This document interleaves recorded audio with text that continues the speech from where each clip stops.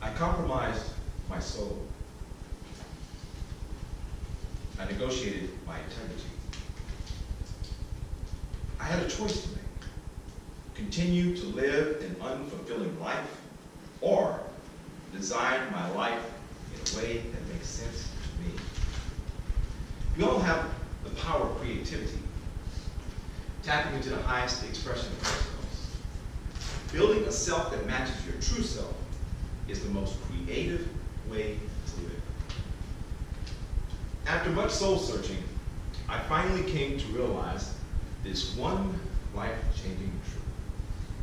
If I want to be free, I've got to be me. Mr. Toastmaster, members, guests, can you remember a moment when a creative idea flashed into your head?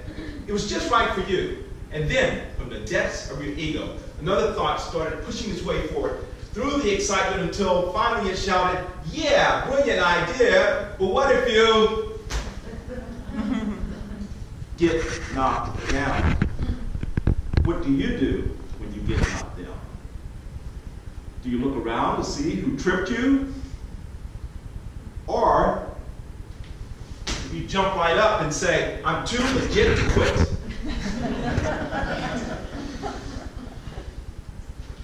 That was me. I got knocked down. I came up with a creative idea that was just right for me. A smartphone payment algorithm for healthcare. It addresses a huge problem for doctors and hospitals.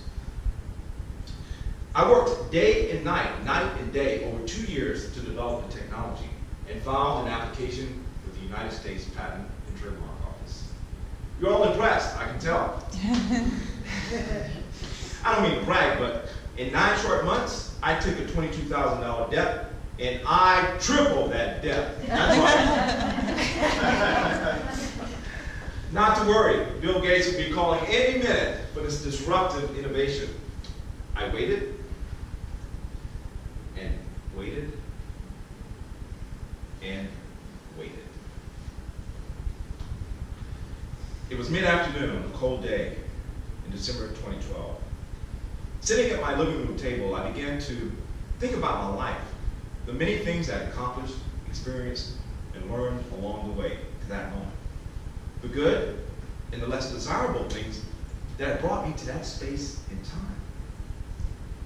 It was this self-awareness that hit me. If I continued on the same path I'd been traveling, I would likely look back one day with regret for having lived a less than fulfilling life. I was stuck, mentally, emotionally, financially, and spiritually. I felt dumb getting knocked down. Why does our ego constantly crave more pleasure, distraction, money, possessions, approval from others, and external rewards? The only answer comes from a feeling of quote-unquote lack. This is what lends an edge of desperation for a so-called normal life. We feel insecure and inadequate, like frogs fearing the day when we will be exposed. We vacillate between feeling worthy and worthless, winning and losing. How do you prevent getting tripped up? By engaging what matters to you. What's most important to you compared to how you're living? Shift that in order to live consistent with what matters to you.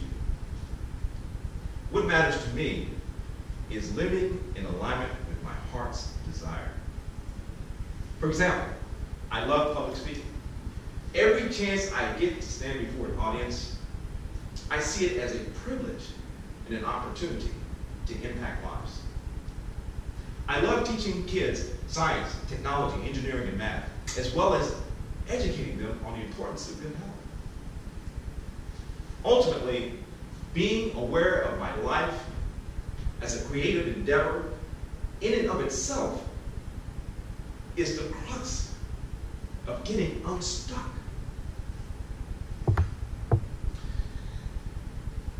We all have our ability to be great. Not famous, but great. Because greatness is determined by service. How do you serve your way to greatness? By tapping into the highest expression of yourself. And you do that by focusing on shifting from success to service. Because when you shift your mind to that, everything in your life shifts. Everything, without exception, will have more meaning. What I love about my life is my purpose. To inspire men, women, and children to do more, to learn more, to dream more, to become more. I will leave you with this. Don't allow your soul and integrity to get tripped up.